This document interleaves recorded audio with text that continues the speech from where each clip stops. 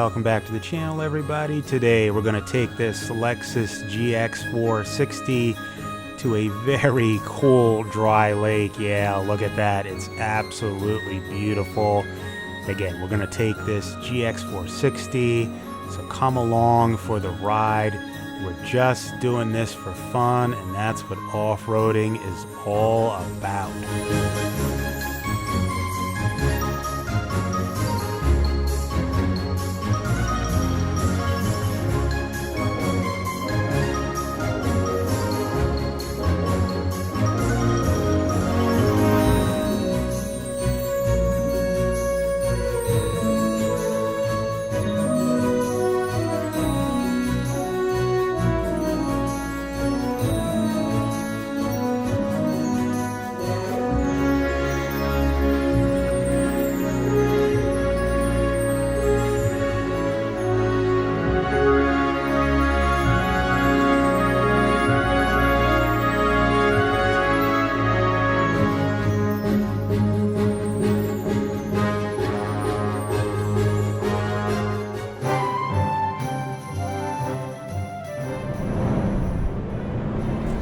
So why a Lexus GX460?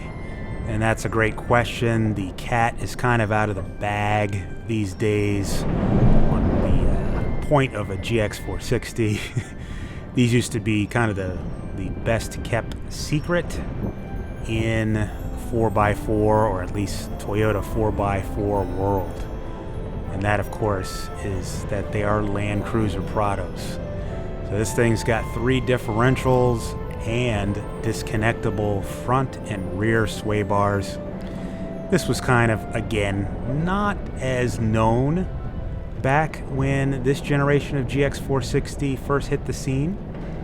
And today, I think with the Lexus GX550, it is more known that, yeah, these are Land Cruiser Prados, and they are highly capable off-road. So we chose ours due to that Toyota reliability and the feature-packed off-road stuff that this thing comes with, and it just sails up these hills and off-road situations without even breaking a sweat.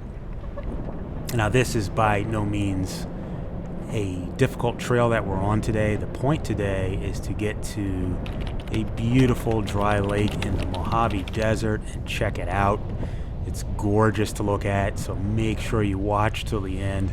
It's absolutely beautiful, and if you get a chance to check out a dry lake in the desert, there's really nothing like it. And we enjoy checking our local dry lakes out here in the desert all the time. We live out here, so this is our kind of neighborhood to us. But if you're not from here, don't worry. Just find the desert and start exploring. There's an endless amount of trails at all difficulty levels.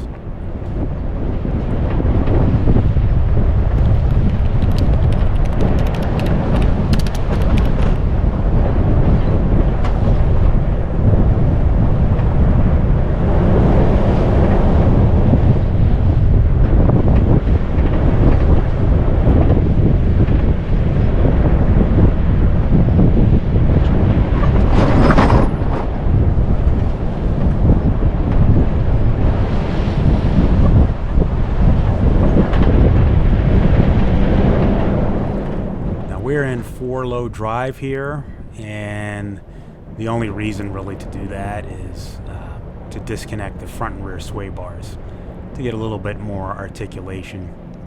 And honestly, this could be done in 4 high.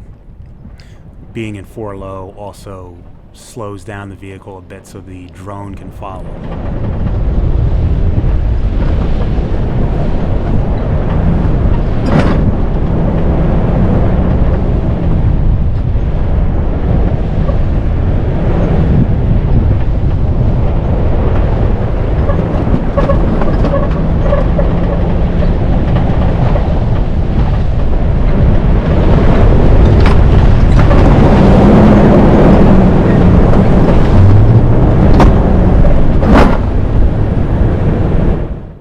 There's an interesting story about the dry lake that we're headed towards, and it is up ahead.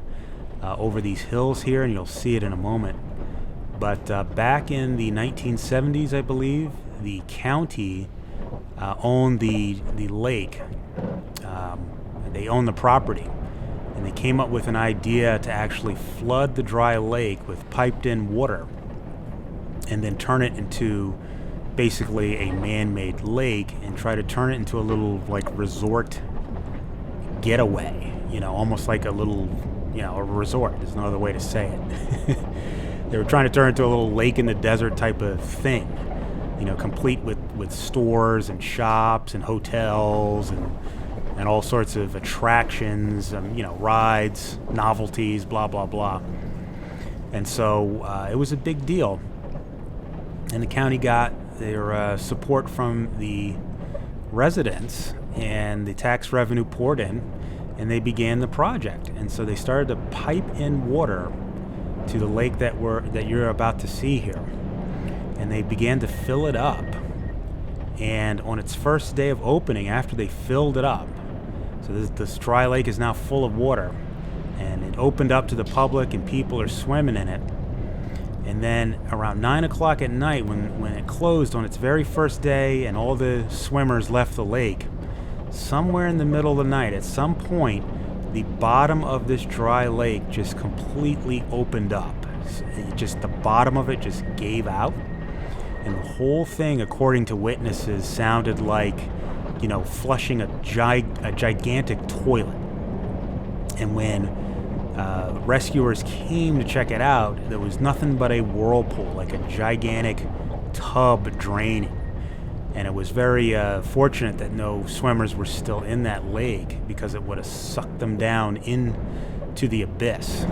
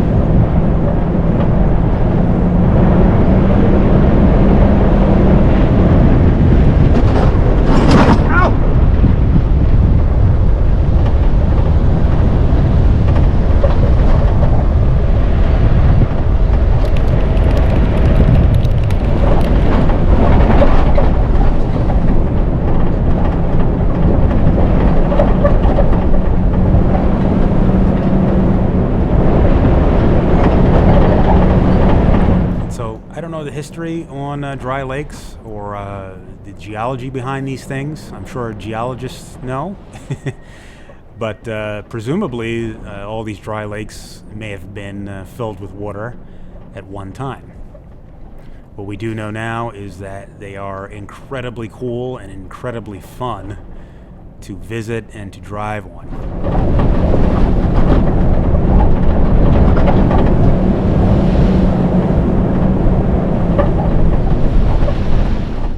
Good desert tip is if you're not from the desert and you're visiting one of these dry lakes after it rains or monsoons, do not attempt to enter the dry lake. It will be a mud trap. I don't care how cool it looks or how big your all-terrain tires are.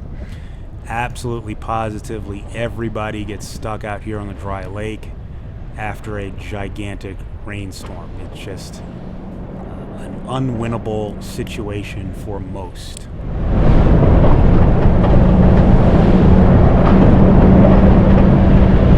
The only way to free yourself from this lake when it's a mud trap is to have what's known as mud tires or swamper tires. Gigantic tires that are meant for serious deep mud.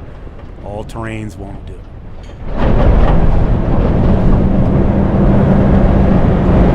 But none of that matters today because it's about 106 degrees out here, and on the lake surface it's probably hotter, maybe 110, maybe 115, maybe more.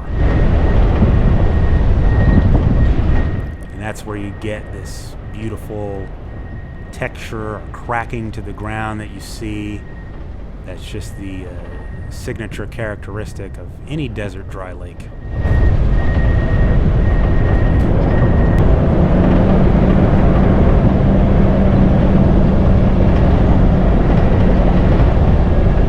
As always, on a dry lake, there's no shade and it's hot, so be cautious. Don't play around. Let someone know where you're going, because if something happens, there's not even a bush to hide under. This beating sun, when it's beating down on you and reflecting off the surface of the dry lake itself, it is very, very hot.